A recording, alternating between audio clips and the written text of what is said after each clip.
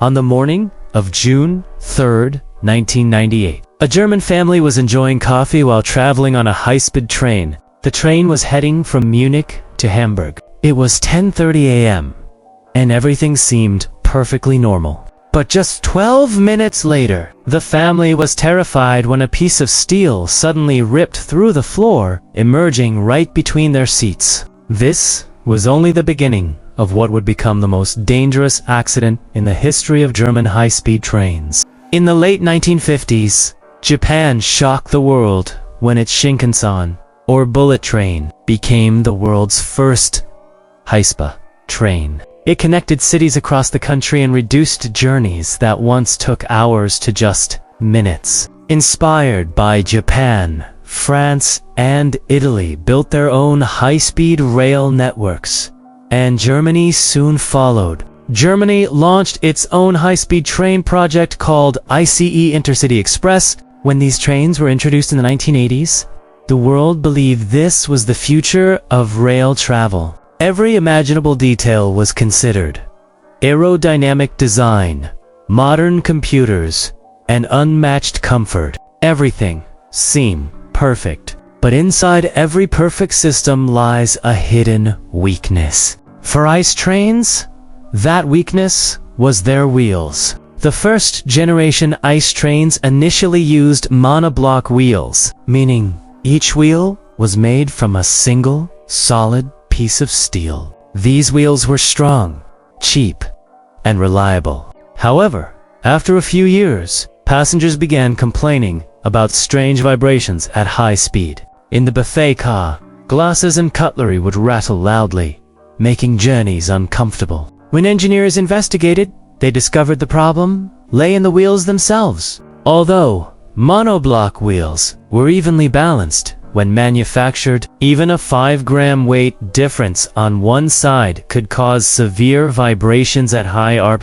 Due to constant high-speed friction, some parts of the wheels wore unevenly, throwing them off balance. At low speeds, this was unnoticeable, but at 250 kilometers per hour, the vibrations spread through the entire train. This is a common problem with all wheels. Even car tires can vibrate at high speed if extra weight is added on one side. Cars solve this through wheel balancing. But balancing thousands of train wheels, especially one-piece wheels, is extremely difficult and expensive. To solve this, German engineers introduced resilient wheels. These wheels were not one piece. The inner ring and outer ring were separate, with a rubber layer in between to absorb vibrations. The idea was that if the outer wheel wore down, only that part would need replacement. This design was already being used in trams, but there was one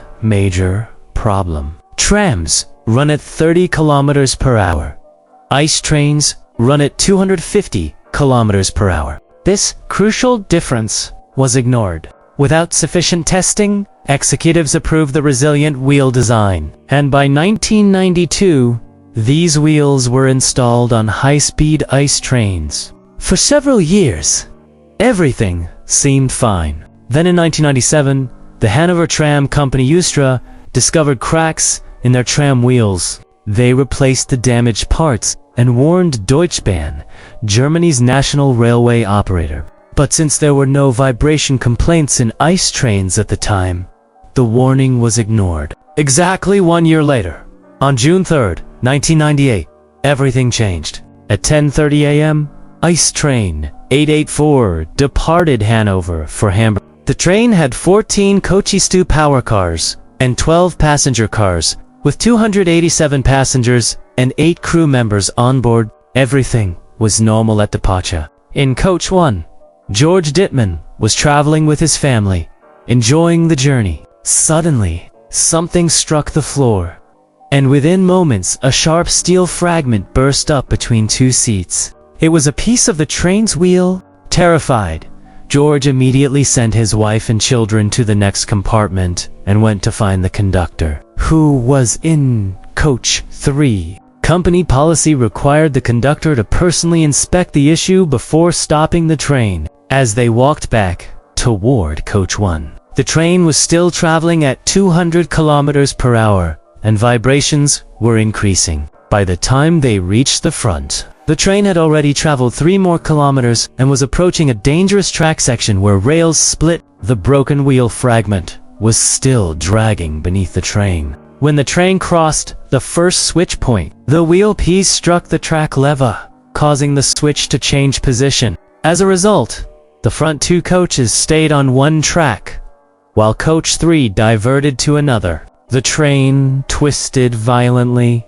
Coach 3 slammed into a concrete bridge pillar, destroying half the bridge. Coach 4 narrowly avoided the bridge but crashed into an embankment, killing 3 railway workers. Coaches 5 and 6 were crushed under 300 tons of collapsing concrete, leaving them only 6 inches tall. The remaining coaches 7 through 10 collided at full speed, folding like paper. Only the first 2 coaches, where George and his family were seated, survived. The front locomotive continued for 3 kilometers before stopping. The driver felt a jolt but had no idea of the catastrophe unfolding behind him. The accident occurred near the small town of Eschede. When residents heard the explosion, they rushed to the scene. What they saw was unforgettable. Mangled coaches, twisted steel, fire, and screams. Many passengers were trapped under debris or inside their seats. The pressure-proof windows were so strong they were almost impossible to break.